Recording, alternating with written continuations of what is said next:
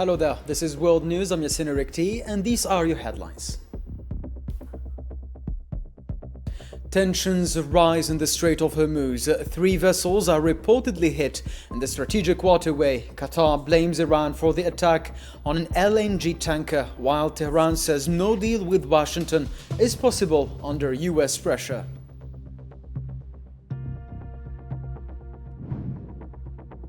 NATO leaders meet in Ankara to strengthen defense capabilities. Trump criticizes the alliance-Iran stance, while Mark Rutte calls for a transatlantic defense industrial boost.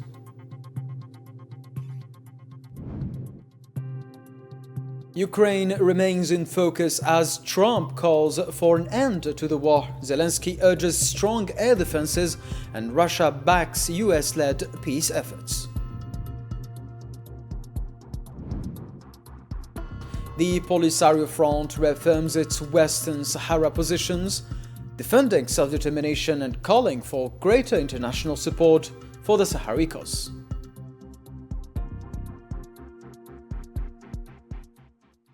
Welcome back to the details of our program. First in our news, the United Kingdom Maritime Trade Operations said on Tuesday that an unidentified projectile struck an oil tanker as it transited the Strait of Hormuz. In a statement, the agency said the vessel is believed to have sustained structural damage, adding that no injuries or environmental damage have been reported.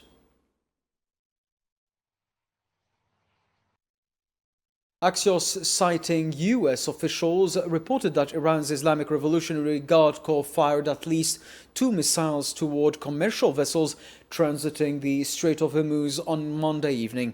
The news outlet quoted the US official as saying that 2 commercial ships sustained significant damage, but there were no casualties.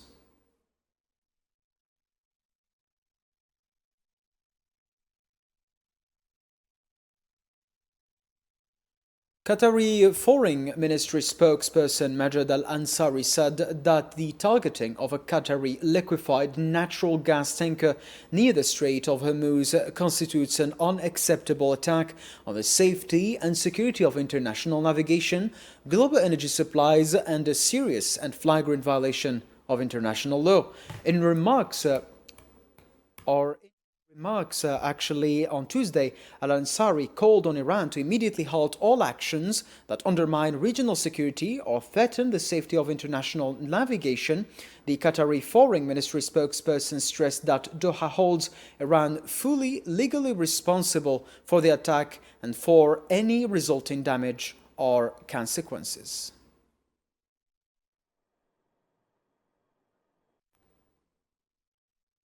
Iranian Foreign Minister Abbas Araghchi announced that negotiations on a final agreement with the United States will not begin if what he described as threats continue. In a post on X Tuesday, Araghchi said the Iranian people had defied all threats and turned out in the millions to attend the funeral of the late Supreme Leader Ali Khamenei. Paragraph 13 of the Memorandum of Understanding is clear. Negotiations on a final deal will not commence if threats continue. Honor your signature. Large crowds gathered in the street of the city of Qom, south of Tehran, on Tuesday for the 4th day of funeral ceremonies for former Iranian Supreme Leader Ali Khamenei, following the participation of millions in farewell ceremonies held in the Iranian capital. Khamenei's coffin, following his death in the US Zionist strikes on Iran on February 28th, was placed at the Jamakran Mosque in Qom. Aerial footage broadcast by state television showed the city's streets packed with mourners taking part in the ceremonies. Other footage showed people, including clerics, paying their final respects to Khamenei's coffin, alongside the coffins of several members of his family who were killed with him, including his 14-month-old granddaughter, according to Iranian authorities.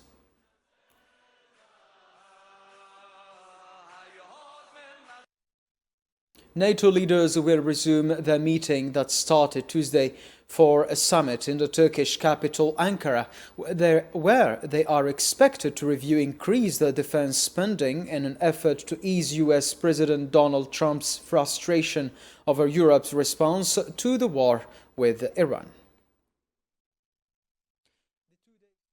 At the Turkish presidential palace comes 1 year after NATO members pledged to raise defense spending to 5% of their gross domestic product under pressure from the US president.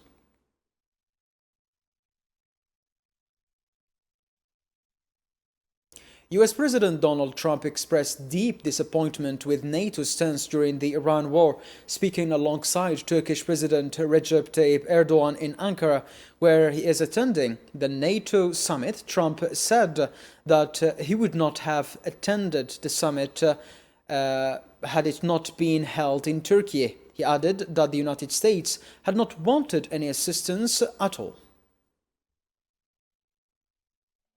I was very disappointed with NATO, and frankly, if it weren't held in Turkey, where my friend happens to be a very strong leader, a very strong person, it's possible that I wouldn't have attended.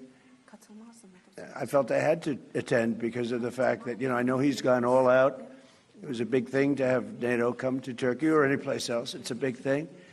But we weren't treated well because we did something in Iran. We don't need anybody's help. I didn't even want their help.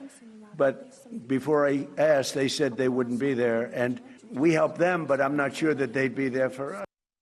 US President Donald Trump said Washington will consider selling F-35 fighter jets to Turkey, speaking during a meeting with Turkish President Recep Tayyip Erdogan on Tuesday after arriving in Ankara for the NATO summit. Trump said the United States would make a decision on the matter, describing the F-35 as a magnificent aircraft with a clear advantage over its competitors. Turkey bought planes. It's the best plane, but they bought planes from the United States. And when you buy a plane from the United States, if there's engine rehab and other things that are done to engines, there's various things that happen, including just maintenance. I think we have an obligation to maintain engines and help them maintain engines, but with what? For his part, Turkish President Recep Tayyip Erdogan said he hopes for a positive outcome regarding Ankara's request to purchase F-35 fighter jets following his meeting with US President Donald Trump in Ankara on Tuesday. Speaking to reporters alongside Trump at the presidential palace before their bilateral meeting, Erdogan said Trump had promised to provide Turkey with 5 aircraft, adding that he always keeps his promises. We have received the commitment for 5 aircraft. Mr. Trump also has a separate promise to us on this matter. Now, in the meetings we will hold at this leader summit, I know that we are testing in a positive way with a view to the future the promise we received from them regarding the F-35s. On this matter as well, Mr. Trump always stands by his word. NATO Secretary General Mark Rutte called on Tuesday for what a transatlantic defense industrial revolution and urged defense companies to take greater investment risks. Speaking at the NATO Defense Industry Forum in Ankara ahead of the Alliance Leaders Summit, Rutte said the hum of machinery must become a roar, stressing that defense industries across all NATO member states should be prepared to take greater risks. To meet the challenge, we need a transatlantic defense industrial revolution. The hum of machinery must become a roar. Now, that sounds dramatic, but it can be done. At the same time, industry across all of the nations represented here must be ready to take more risk. The demand is there and you know it. We are being much more open about what we need. At the summit, we are releasing publicly for the first time a consolidated demand signal outlining our requirements. On the opening day of the NATO summit in Ankara, Secretary-General Mark Rutte announced the signing of contracts aimed at strengthening the alliance defense capabilities, addressing defense industry executives and NATO officials. Rutte said a 10th Airbus A330 MRTT aircraft will be added to NATO's multinational fleet of aerial, refueling and transport aircraft. We are on the cusp of the transatlantic defense industrial revolution. I'm asking you to take a leap and show our people that we are ready and capable to protect them anywhere at any time. And show Russia and all those watching today that the transatlantic defense industrial base is mobilizing with purpose. US President Donald Trump said he spoke with Russian President Vladimir Putin and believes the war in Ukraine will come to an end. Speaking to reporters during his meeting with Turkish President Recep Tayyip Erdogan on the sidelines of the NATO summit in Ankara, Trump said a solution will be reached and expressed hope that it will happen soon.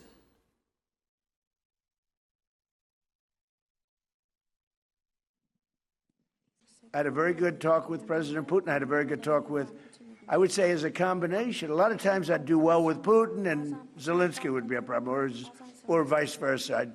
Zelensky would be great and Putin would be. They both want to get it settled now. More than that's all I do in my life is deals. I know deals. And I think we're going to get it settled, hopefully soon. Ukrainian President Volodymyr Zelensky urged NATO to increase its air defense assistance to Ukraine. Speaking while attending the NATO summit in Ankara, Zelensky said Ukraine is capable of handling the remaining tasks on its own, but stressed that Kyiv still needs support from its partners in the field of air defense.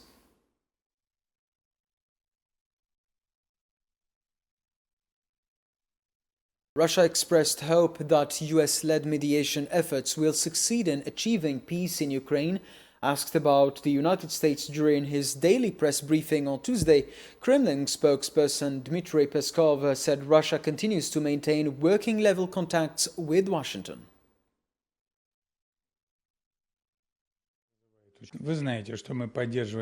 We know that we are maintaining contacts with the Americans through working channels. And we hope that their efforts aimed at directing this situation to a peaceful course will become successful. At least, as the Russian president has repeatedly said, we remain open to it. The Kremlin spokesperson also reiterated that Russia prefers to resolve the conflict through political and diplomatic means, adding that Moscow will continue what it calls its special military operation until all of its objectives are reached.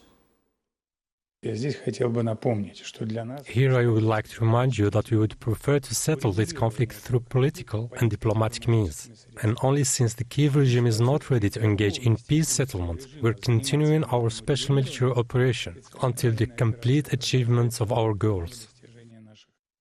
The Polisario Front has reaffirmed its commitment to defending the Sahrawi people's right to self-determination and independence in line with international law and relevant UN and AU resolutions. The Sahrawi Foreign Ministry said Special Envoy Mohammed Salem Ould Salek met with African Union Commission Chairperson Mahmoud Ali Yusuf in Addis Ababa to discuss the latest developments on Western Sahara. Ould Salek reiterated the Sahrawi Arab Democratic Republic's commitment to pursuing its people's rights through legal and diplomatic means. The Sahrawi Republic reaffirmed its commitment to working within the African Union to promote African unity, peace, stability, and respect for the organization's principles. The Sahrawi Foreign Ministry said AU Commission Chairperson Mahmoud Ali Yusuf received President Brahim Ghali's special envoy Mohammed Salem Ould Salek at the AU headquarters in Addis Ababa. The meeting covered issues of mutual interest and key developments across Africa as part of the AU Commission's regular consultations with member states.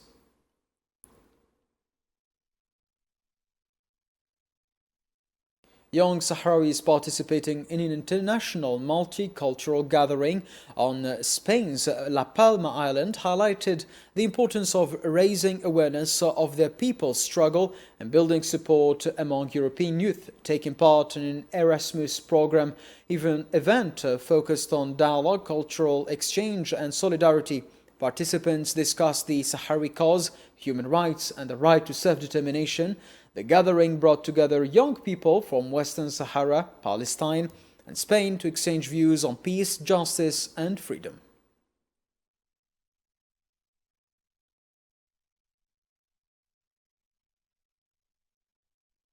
Algeria's Constitutional Court has received the provisional results of the July 2nd election for members of the National People's Assembly. According to a statement issued on Tuesday, Constitutional Court President Leila Aslawi received Karim Khalfan, acting president of the National Independent Election Authority, accompanied by members of the authority's board who officially submitted the provisional election results.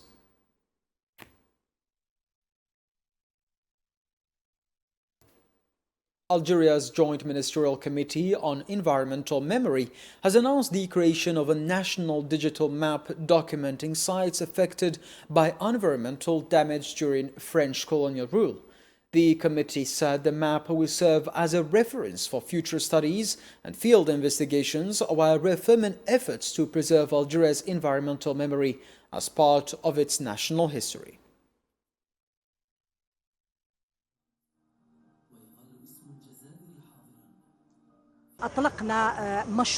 We launched the National Digital Map project for sites environmentally damaged by French colonialism. Of course, regarding this damage, whether from napalm bombing, chemical weapons, internationally banned toxic gases, or nuclear radiation, there was active participation from the mujahideen, victims, and local residents of the areas where these environmental damages were recorded. This milestone perhaps establishes a phase of reflection on how to deal with these colonial crimes against our environment and against the Algerian people, so that we can document and record testimonies that prove and demonstrate the horrifying extent of these crimes against the environment and Algeria in general. For his part, the head of the Joint Ministerial Committee on Environmental Memory, Karim Larhab, said 7 areas affected by internationally prohibited napalm have been identified and documented, along with 6 areas exposed to phosphorus and chlorine gas and 2 sites in southern Algeria contaminated by nuclear bomb tests.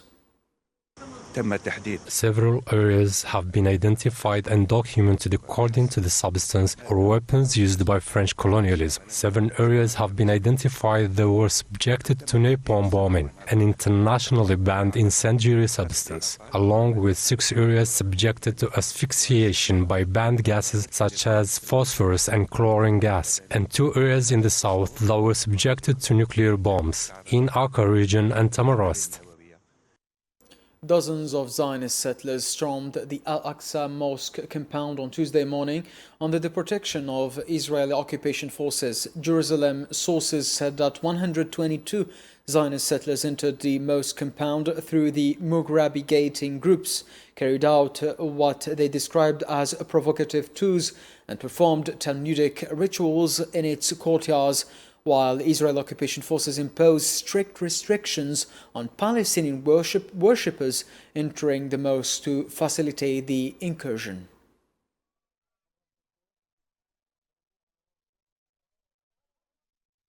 The United Nations has called for the protection of Palestinians in the occupied West Bank and accountability for violations under international law. The UN expressed concern over the worsening humanitarian situation and escalating attacks, particularly against children. UN spokesperson Stefan Dujarric said Israeli occupation forces killed a Palestinian child and injured 2 others during an incident in Kalandia refugee camp near occupied Al-Quds.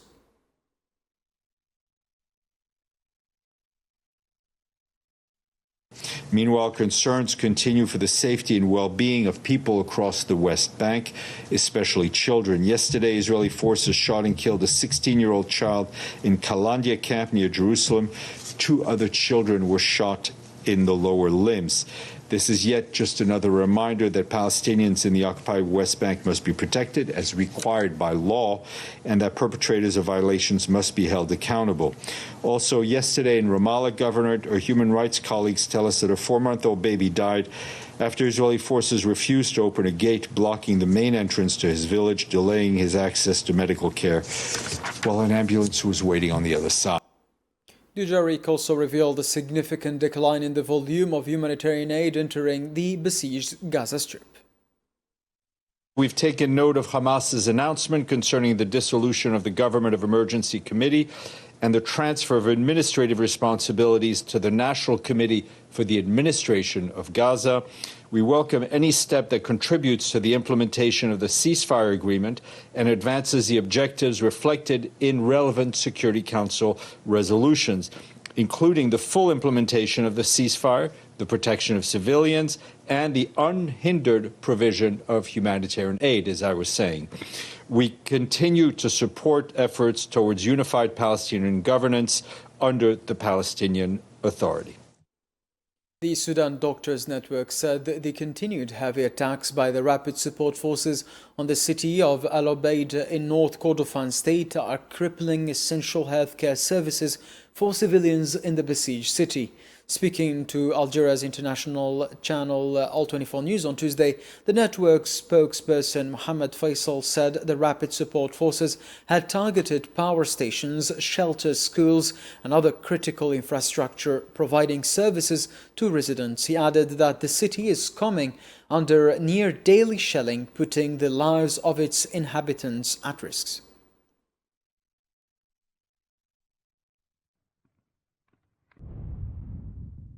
The Rapid Support Forces have intensified their drone attacks on the city of Al Obeid, continuing to target critical infrastructure and essential public services. The strikes have hit the city's main electricity substation, causing widespread power outages and disrupting healthcare services. The RSF also targeted a shelter for displaced people, killing 2 civilians and injuring more than 10 others, as well as girls' secondary school. Al Obeid is now facing nearly daily drone attacks. The United Nations has stressed the importance of ensuring safe humanitarian access and guaranteeing the safe movement of civilians in Sudan. UN spokesperson Stefan Dujarric told reporters on Monday that Under Secretary General for Humanitarian Affairs and Emergency Relief Coordinator Tom Fletcher, during a phone call with Rapid Support Forces Commander Mohammed Hamdan Dagalo, expressed concern over drone attacks harming civilians and damaging critical infrastructure they rely on. Turning to Sudan and the situation around El Obeid. Earlier today, Tom Fletcher, our Undersecretary General for Humanitarian Affairs, had a telephone call with the head of the Sudan Rapid Support Forces, General Mohammed Hamdan Dagalo, otherwise known as Hemeti. During the call, they discussed the escalating hostilities in Sudan, including in El Obeid. Mr. Fletcher stressed the need to maintain safe access for humanitarians to reach those in need and for safe movement of civilians. He also expressed concern over the impact of drone attacks on civilians and the infrastructure on which they rely on. They also discussed challenges that are impacting our own ability and the ability of our partners from various non-governmental organizations to carry out life-saving relief efforts, including existing bureaucratic impediments. In recent days, Mr. Fletcher has been engaging with a range of key interlocutors to stress the need for safe and unhindered humanitarian access, as well as the protection of civilians. The Real Madrid Foundation has announced the launch of its first educational football program in Algeria next September. The initiative will offer children aged 5 to 17 football training combined with education focusing on values such as respect, discipline, teamwork and dedication. Former Real Madrid and Spain star Emilio Butragueño said the project highlights the foundation's commitment to using sport as a tool for education and expanding its presence in Algeria. Ahora que ya estamos aquí y que la verdad que Now that we are here, we see that the first experience has worked, and we are very hopeful about the future. In fact, we already have more projects planned. We are very pleased with how it's turned out, and obviously the idea is to be present in other cities and provinces across the country, because we believe that sport is an element that greatly helps in the development of young people. Starting in September, there will be a foundation program that will run throughout the season. This is the end of our news bulletin. Thank you for your kind attention. Stay tuned. Coming up next is our special coverage program.